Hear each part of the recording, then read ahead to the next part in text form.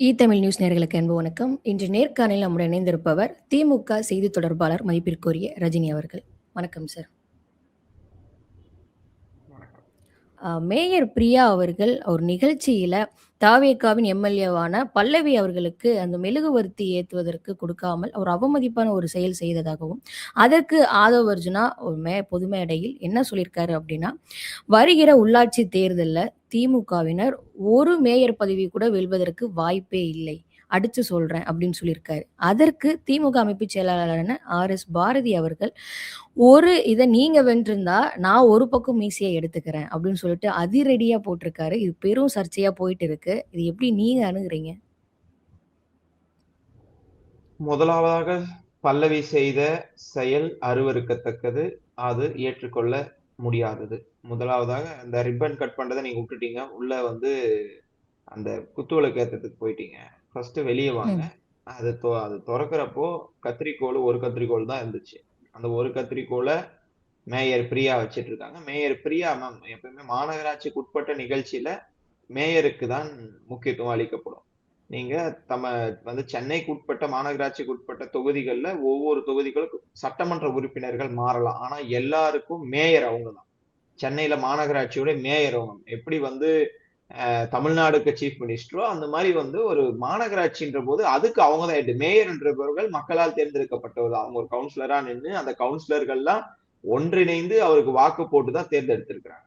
அதனால அதை மறந்து விட்டு அவங்க வந்து பல்லவி வந்து வேறொரு கத்திரிக்கோளை கடன் வாங்கின்னு வந்து கட் பண்றதுக்குள்ளாகவே அவங்க அதை கட் பண்ணிட்டு போறாங்க.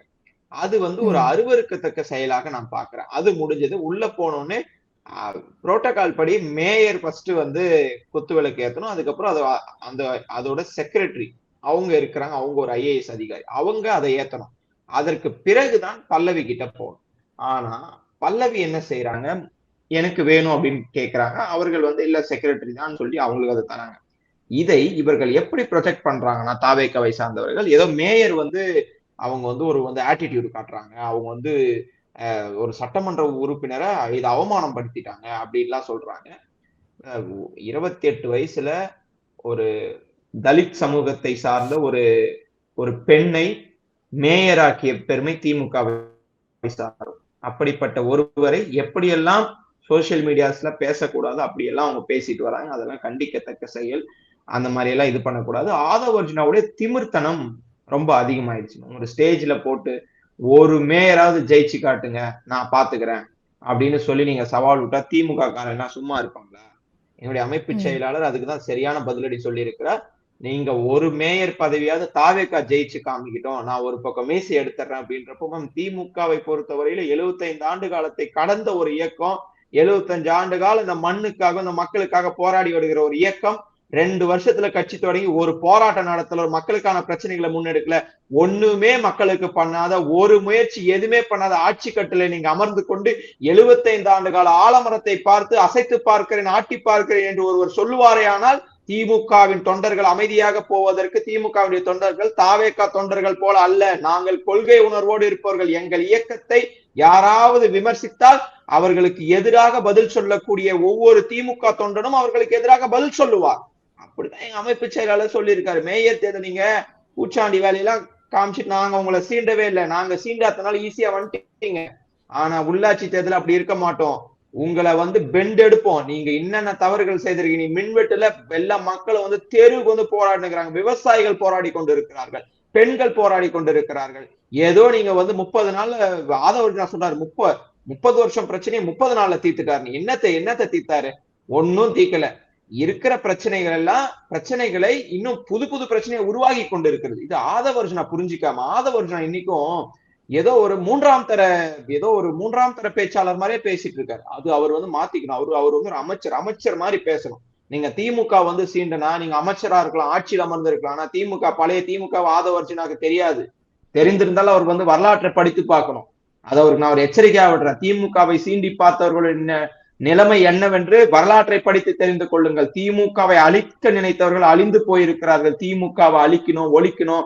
திமுக ஜெயிக்காது, இதெல்லாம் ஒண்ணும் இல்ல. 2011 23 சீட்டு தான் ஜெயிச்சது திமுக. 2021 ஆட்சி கட்டில அமர்ந்தோம். 1984 கலைஞரை தவிர்த்து மீது எல்லா சட்டமன்ற உறுப்பினர்களும் தோற்று போனார்கள். 1996 மீண்டு வந்த இயக்கம் திமுக. எங்களுக்கு வளர்ச்சியும் வீழ்ச்சியும் மாறி மாறி வரும். ஆனா மக்களுக்காக உழைக்கக்கூடிய களத்துல இருக்கிற ஒவ்வொரு திமுக தொண்டனும் களத்துலதான் இருக்கிறான். உங்களை மாதிரி லாட்டரி சீட்டை எப்ப தமிழ்நாட்டுக்கு கொண்டு வரலாம், மாமியார் ஒரு கட்சி, இது இவரு அவரோட மச்சான் ஒரு கட்சி அப்படின்லாம் இல்ல. எல்லாம் அந்த மாதிரி குடும்ப ஆட்சி நாங்க பண்ண கிடையாது. ஒவ்வொரு திமுக களத்துல நிக்கிறோம். நீங்க இஷ்டத்துக்கு மேயர் தேர்தலில் ஜெயிச்சு பாருங்கன்னு சவால் விட்டா எதிர் சவால் தான் எங்க அமைப்பு செயலாளர் விட்டு இருக்காரு. ஓகே. அவ்ளோ ஸ்ட்ராங்கா அவர் சொல்றாருங்கிறப்போ, இத்தனை பேர நம்பி நம்ம விஜய் அவர்களுக்கு முதல்வர் விஜய்க்கு வாக்கு செலுத்தியிருக்காங்கிறப்போ, உள்ளாட்சி தேர்தல்லாம் நமக்கு ரொம்ப சாதாரணமான ஒரு விஷயம் அப்படின்னு எடுத்துக்கிட்டு, அந்த ஒரு சவால விட்டுருக்காருன்னு நெனைக்கிறேன். ஏன்னா, அவர் அடிச்சு சொல்றாரு, உள்ளாட்சி தேர்தல்ல கண்டிப்பா தாவேக்கா தான் வெற்றி பெறும் அப்படின்னு சொல்றாரு இல்லையா? நீங்க எப்படி? என்னோட ஒரே ஒரு வார்த்தை இல்ல. அது சட்டமன்ற தேர்தலும் உள்ளாட்சி தேர்தலும் ஒன்னா வச்சு பார்க்க முடியாது மேம். ஏன்னா இப்ப நீங்க நர்மதா இருக்கீங்க. உங்களை ஏதோ ஒரு தொகுதியில இப்ப எக்ஸாம்பிள் பல்லாவரம் தொகுதியில நர்மதா சீட்டு கேட்டீங்கன்னு நர்மதா யாருன்னே தெரியாது. ஆனா நீங்க ஜெயிச்சிட்டு இருப்பீங்க. ஏன்னா விழுந்த வாக்குகள் நர்மதாக்காக விழுந்திருக்காது. விழுந்த வாக்குகள் விஜய்க்காக விழுந்த வாக்கு. ஏன்னா அவர் ஒரு கவர்ச்சியை காமிச்சிட்டார். நான் வரேன், உங்க அண்ணனா வரேன், உங்க தம்பியா வரேன், டைலாக் பேசி எல்லா குரூப் ஓபன் பண்ணி மக்களுக்கு அதை திணிச்சு திணிச்சு திணிச்சு நான் முதல்வர் ஆகணும்னு சொல்லி, ஐயோ எங்க அண்ணன் முதல்வர் ஆகணும், ஐயோ எங்க மாமா முதல்வர் ஆகணும் அப்படின்னு சொல்லி குழந்தைகளிடம் தூண்டி விட்டு அவர் முதல்வர் ஆக வேண்டும் என்ற ஒரு விருப்பத்துல மக்கள் எல்லாம் வாக்களிச்சுட்டாங்க வச்சுக்கோங்களேன். அது ஏதோ ஒரு கவர்ச்சியை காமிச்சு அவங்க வாக்களிச்சுட்டாங்க. மேயர் தேர்தல் உள்ளாட்சி தேர்தல் அப்படி இருக்காது. உங்களை முதல்வர் ஆக்க வேண்டும் என்ற கோரிக்கை வைத்தீர்கள், நீங்க இன்னுமே செய்யலாம் கூட மக்கள் உங்களுக்கு வாக்களிச்சு ஜெயிக்க வச்சுட்டாங்க. ஆனா உள்ளாட்சி தேர்தல் அப்படி இல்லை. களத்துல நிற்பவர்கள் யாருன்னு பார்க்கணும். உங்க வார்டுல நீங்க வார்டுல இருக்க கவுன்சிலருக்கு ஓட்டு போட போறீங்கன்னா அங்க யாரு சிறப்பா செய்யறாங்க, நிறைய ஆண்டு காலமாக அந்த மக்களுக்காக யார் குரல் கொடுக்குறாங்க. இப்போ வெயில் காலம், அங்க தண்ணீர் பந்தல் அமைச்சிருப்பாங்க, மக்களுக்கு ஏதாவது பிரச்சனை ஓடி வருவாங்க. அந்த மாதிரியான களத்துல நிற்கிற முன்கள வீரர்களாக திமுகவினுடைய நிர்வாகிகள் தான் நிறைய இடத்துல இருக்காங்க. சோ அதை பேஸ் பண்ணி பாக்குறப்போ பெரும்பாலான இடங்கள்ல திமுகவுடைய நிர்வாகிகள் முழுமையாக ஒவ்வொரு வார்டுலயும் சரி, ஆட்சியில் இருந்தாலும் சரி இல்லைனாலும் சரி உழைத்து கொண்டு இருக்கிறார். அப்படிப்பட்ட நம்ம ஒரு சர்வே எடுத்தோம்னா கூட முழுமையாக எல்லா மாநகராட்சியும் போன முறை 2021 பிறகு நடந்த உள்ளாட்சி தேர்தல் எல்லா மாநகராட்சியும் முழுமையாக திமுக கைப்பற்றியது. ஏன்னா திமுகவுக்கு அந்த அளவு பேஸ் இருக்கு. நீங்க எப்பவுமே லோக்கல் பேஸ் பார்ப்பாங்க, அங்க இருக்கிற பேஸ் யாரு, அதை பேஸ் பண்ணி தான் உள்ளாட்சி தேர்தல் அமையும். அதனால விஜயோடைய பிம்பம் என்பது தகர்க்கப்படும் உள்ளாட்சி தேர்தல். நானும் சொல்றேன், உள்ளாட்சி தேர்தலில் ஒரு மேயருக்கு கூட தாவேகா வெற்றி பெறாது. இல்லையே சார். ஆனா ஒரு நாளும் வெற்றி பெறாது. ஆனா தேர்தலுக்கு முன்னாடியும் பாத்தீங்க அப்படின்னா, இப்ப விஜய் அவர்கள் 2 தொகுதியில நிக்கிறாருங்கிறப்பயும் திமுகவினர் சொல்றது, திமுக மட்டும் இல்ல, பலரும் சொல்றது என்னவாக இருந்துச்சு அப்படின்னா, ஒரு தொகுதியில கூட விஜய் அவர்கள் வெற்றி பெற மாட்டாரு அப்படின்னு சொன்னாங்க. ஏன் தாவேக்கா வெற்றி பெறுமான்னு கேட்டா வாய்ப்பே இல்ல அப்படின்ற மாரி தான் பார்க்க முடிஞ்சது. அப்படிங்கிறப்போ இந்த தேர்தலையும் இந்த மாரி நீங்க சொல்றப்போ, அது எடுத்துக்கிறது கொஞ்சம் யோசிக்க வேண்டியதாக தான் இருக்கிறது. ஏன் இப்ப ஆளுங்கட்சியா இருக்காங்க. அது எப்படி ஒரு மேயர் பதவி கூட அவங்களுக்கு போகாதா? முதலே சொல்லிட்டேன், திமுக கணிக்க தவறி விட்டது. எதிரி யாருன்னு எந்த இடத்துலயும் திமுக வர்சஸ் தாவேகா களத்துல எங்களுக்கு தேவை. களத்துல நீங்க அவ்வளவு பணியாற்றி இருந்தீங்க. அப்படிங்கிறப்போ அவங்க சோசியல் மீடியாவே வச்சு மட்டுமே இப்ப வெற்றி பெற்ற கவர்ச்சி அரசியல் அப்படின்னு சொல்றீங்க.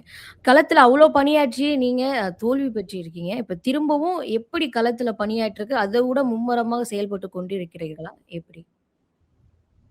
இல்ல மேம், தோல்வி என்று நான் எடுத்துக்க மாட்டேன் மேம். எந்தெந்த இடத்துல எல்லாம் எங்களுடைய எதிரியாக நாங்கள் சித்தாந்த எதிரியாக இருக்கக்கூடிய பாஜகவையும் அவர்களுக்கு அடிமையாக இருந்த அதிமுகவையும் தொடர்ந்து 234 தொகுதிகளும் அவங்கதான் எதிரிகள் என்று நாங்கள் எடுத்துக்கொண்டு வந்தோம். இதோட ரிசல்ட் என்ன வந்துச்சுன்னா, அதாவது பாஜகவும் அதிமுக ஸ்ட்ராங்கா இருக்கிற தொகுதிகளை திமுக வெற்றி பெற்றது இந்த முறை. அப்போ நாங்க எதிர்த்த எதிரியை நாங்கள் கணிக்க தவறிவிட்டாலும் நாங்கள் ஒரு பிக்ஸ் பண்ணி வச்ச மாதிரி அந்த எதிரியை வீழ்த்தி இருக்கிறோம். அந்த பெருமை திமுக இருக்கு. ஏன்னா பாஜக 4 இடத்துல இருந்து ஒரு இடத்துக்கு கொண்டு வந்துட்டோம். அதிமுக மூணாவது இடத்திற்கு கொண்டு வந்திருக்கிறோம். நாங்கள் செய்த ஒரே தவறு, இந்த சென்னை, காஞ்சிபுரம், திருவள்ளூர், செங்கல்பட்டு இந்த மாவட்டங்களில தாவேகாவை எதிர்ப்பதற்கு பதிலாக நாங்கள் பாஜக, அதிமுக என்று எதிர்த்து விட்டோம். அதை கணிக்க தவறிவிட்டோம். இவர்களை எதிரியாக நாங்கள் பொருட்படுத்தாமல் நாங்கள் களமாடி விட்டோம் என்பதை திமுக ஒத்துக்கொள்கிறது. இதற்கப்புறம் இப்படி நடக்காது. இப்ப யார் எதிரின்னு தெரிஞ்சிடுச்சா?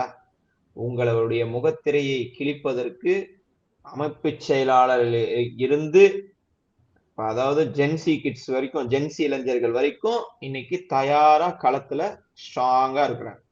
ஒரு தப்பு நடந்தாலும் நீங்க எதெல்லாம் ஏமாற்று வேலையாக செய்து வருகிறீர்களோ அதை எல்லாத்தையும் தோல் உரித்து காண்பதற்கு திமுக தொண்டர்கள் தயார் நிலையில் இருக்கிறார்கள். மக்களும் எங்களோடு இணைந்திருக்கிறார்கள். ஒவ்வொரு நாளும் மின்வெட்டு, பாலியல் குற்றங்கள், இரட்டை கொலைகள் நடந்திருக்கு. 2 இரட்டை கொலைகள், 64 கொலைகள் நடந்திருக்கு. 70க்கும் மேற்பட்ட பாலியல் குற்றங்கள் நடந்திருக்கு. இவையெல்லாம் நடந்திருக்கக்கூடிய பட்சத்துல இந்த ஆட்சி கரெக்டா நடந்திருக்கு, சூப்பரா நடந்திருக்கு. சொன்ன விஷயத்த செய்யல. 2500 தரல, கேஸ் சிலிண்டர் கொடுக்குறோம்னு சொல்லிட்டு தரல. அதுக்கப்புறம் அவங்க குறிப்பிட்ட அந்த விவசாயிகள் கடன் தள்ளுபடி விஷயத்திலையும் சொன்னது வேற, இன்னைக்கு செஞ்சது வேற. அதுக்கு விவசாயிகள் இறங்கி போராடி கொண்டிருக்கிறார்கள். இவர்கள்லாம் ஒருவேளை தாவேக்காவிற்கு வாக்களித்திருந்தால் இந்நேரம் விரக்தி அடைந்திருக்கிறார்கள். அவர்களுடைய வாக்கும் திமுகவிற்கு வரும். ஏன்னா நீங்களே சொல்லிட்டீங்க அதிமுக பலவீனமாக இருக்கிறது அப்படின்னு சொல்லிட்டு. there is a two corner fight between DMK and பிஜேபியோட பி டீமாக இருக்கக்கூடிய தாவேகாவிற்கும் தான் போட்டி. அந்த போட்டியில கண்டிப்பாக வருகிற எல்லா தேர்தலும் திமுக முனைப்பாக செயல்பட்டு விட்ட இடத்த மீண்டும் இன்னும் எழுச்சியா பெற்று மீண்டும் ஆட்சி அமைப்போம். அடுத்து வருகிற உள்ளாட்சி தேர்தல்ல திமுக வெற்றி பெறும். இந்த ஒரு பேஸ வச்சுதான் ஆர்.எஸ். பாரதி அண்ணன் ஆர்.எஸ். பாரதி அவர்கள் போற போக்குல சொல்கிற ஆள் கிடையாது. அவர் ஒரு திமுகவுடைய அமைப்பு செயலாளர். அவ்வளவு கான்பிடண்டா நாங்க எங்க சைடு சொல்றோம்னா எங்களுக்கு தெரியுது மக்களுடைய மனநிலையை கடந்த 1 மாத காலமாக எங்களால் புரிஞ்சிக்க முடிகிறது. மக்கள் விரக்தியில இருக்கிறார்கள். இந்த ஆட்சியை விரட்ட வேண்டும் என்ற ஒரு முனைப்போடு இருக்கிறார்கள் என்பது தெரிகிறது. அதனால இவ்வளவு கான்பிடண்டா சொல்றோம். Okay sir. அதேமாரி ஆதவர்ஜுனா உள்ளாட்சி தேர்தலுக்கு நாங்க பிரச்சாரத்தை ஆல்ரெடி தொடங்கி விட்டோம் அப்படின்னு சொன்னாரு. பெருமளவுல பார்க்க முடியல. அவங்க என்ன பிரச்சாரம் பண்ணிட்டு இருக்காங்க அப்படிங்கிறது. ஆனா எத மையப்படுத்தி அவர் சொல்றாருன்னு நினைக்கிறீங்க? இப்ப அதிமுகல இருந்து பலரையும் தாவேக்கால இணைச்சுக் கொள்றாரு இல்லையா? அத மையப்படுத்தி சொல்றாருன்னு நினைக்கிறீங்களா? அவங்கள தாவேக்கால இணைத்துக் கொள்வது உள்ளாட்சி தேர்தலுக்காகத்தான் நினைக்கிறீங்களா? இல்ல மேம். அவங்க தேர்தல் வேலையை தொடங்குறதுன்றது ஒரு வேற மாதிரியான யுக்தி. பல்லவிய 15 நிமிஷம் லேட்டா அனுப்பிச்சாங்க. அங்க ஒரு சிம்பத்தி கிரியேட் ஆகட்டும். அவங்கள வெயிட் பண்ண வைக்கலாம்னு சொல்லிட்டு, அவங்கள வெயிட் பண்ண வச்சு, அதுக்கப்புறம் அந்த குத்துவிளக்கு விஷயத்திலயும் சென்னை மேயர ஒரு தவறான ஒரு ஒரு பெர்சனா சித்தரிச்சு, அவங்கள கார்னர் பண்ணி, அதே மாதிரி சோசியல் மீடியால எந்த அளவு ஆதிக்கம் செலுத்த முடியுமோ, இந்த மேயர் சரியில்லைன்னு சொல்லி சென்னையில ஸ்டார்ட் பண்ணி ஒரு மேயரா அவர்களுக்கு எதிராக இருக்கக்கூடிய ஆட்களை தூண்டி விட்டு அதை வீடியோ கேப்சரிங் பண்ணி அதை ஒரு நாடகம் நடத்தி அது மூலியமாக தேர்தல் அதுதான் அவங்களோட தேர்தல் யுக்தி. பெருசா ஒன்றும் ஆதவர்ஜுனா பெரிய ஸ்ட்ராட்டஜிஸ்ட் எல்லாம் கிடையாது. போய் ஸ்ட்ராட்டஜி பண்ணி அவர் போய் தெருவா தெருமுனை கூட்டங்கள் பேசி எனக்கு ஓட்டு போடுங்க, விசில் சின்னது ஓட்டு போடுங்க அப்படின்னு சொல்வதற்கு இது இவர் ஆதவர்ஜுனா ஒன்றும் தியாகி கிடையாது. அவர் எனக்கு தெரிஞ்சு தஞ்சாவூர் அந்த சைட்லாம் போனா யாரா நீன்னு கேட்பாங்க. அதாவது அந்த ஸ்லாங்ல சொல்றேன், யார்பா நீன்னு கேட்பாங்க. அவரை தமிழ்நாட்டு மக்களுக்கு யாருக்குமே தெரியாது. அப்படிப்பட்ட இருக்கிற ஒருவர் அவர் பிரச்சாரத்தை நாங்க தொடங்கிட்டோம். இந்த மாதிரியான குறுக்கு வழி பிரச்சாரம் தான். மேயரை கார்னர் பண்றது, மேயரை ஒரு தவறான ஒரு நெகட்டிவ் இம்பாக்ட் அவங்க மூலியமா கிரியேட் பண்றது, நெகட்டிவ் இமேஜ் கிரியேட் பண்ணது, அந்த மாதிரியான விஷயங்கள் தான் அவர் தேர்தல் வேலையை தொடங்கி இருக்கிறார் என்று சுட்டி காட்டுவதை தவிர்த்து அவர் அப்படி ஒன்றும் தேர்தல் வேலையை தொடங்கி தெருவா போய் ஓட்டு கேட்ட மாதிரி எனக்கு தெரியல. தெருவா உள்ளாட்சி தேர்தல் வரப்போகுது, விசில் சின்னதுக்கு ஓட்டு போடுங்கன்னா துரத்தி அடிப்பாங்க. போட்ட ஓட்டுக்கு எங்களுக்கு தேர்தல் அறிக்கையில சொன்ன திட்டங்கள்லாம் எங்கன்னு கேட்பாங்க. அப்படி ஒன்றும் அவர் பண்ணல. பண்ற விஷயங்கள் இந்த மாதிரி வந்தாதான் சேம் அதே வாய்ஸ் ஆஃப் கமெண்ட்ஸ் அந்த ரூட் மாஃபியா எல்லாம் வச்சு சில முன்னெடுப்புகளை எடுத்திருக்கிறார்கள். அதே மாதிரி என்ன மாதிரியான சோசியல் மீடியாஸ்ல போடுகிற அந்த வீடியோக்களையும் அவங்க ஃபாரின்ல இருந்து அக்கௌண்ட் எல்லாம் கிரியேட் பண்ணி அங்க இருந்து ரிப்போர்ட் பண்ணி 1500 அக்கௌண்ட் வச்சு அங்க ரிப்போர்ட் பண்ணி எங்களுடைய இன்ஸ்டாகிராம் அந்த எக்ஸ் தளத்தை முடக்குகிற வேலையை அவர்கள் பார்த்து கொண்டிருக்கிறார்கள். இது உள்ளபடியா அரசியல் சாசனத்திற்கு எதிரானது. இதை அவர்கள் கைவிட வேண்டும். இது ஒரு ஜனநாயக நாடு. யாருக்கு வேண்டுமானாலும் தங்களுடைய கருத்துக்களை சொல்ல உரிமை இருக்கிறது. இந்த மாதிரியான சில விஷயங்களை சொல்லி எல்லாரையுடைய வாயை அடைத்து விட்டால் உள்ளாட்சி தேர்தலை வென்று விடலாம் என்று பகல் கனவு காண்கிறார் ஆதவர்ஜுனா. ஆதவர்ஜுனாவின் வீழ்ச்சி, விஜயனுடைய வீழ்ச்சி ரொம்ப காலம்லாம் இல்ல, ரொம்ப ஷார்ட் பீரியட்ல தான் இருக்கு. அதை நீங்க பாப்பீங்க. Okay sir. நிச்சயமா சார். எங்க நேயர்களுக்கு பல்வேறு தகவலை ஷேர் பண்ணியிருக்கீங்க. தொடர்ந்து பேசுவோம் சார். மிக்க நன்றி. நன்றி.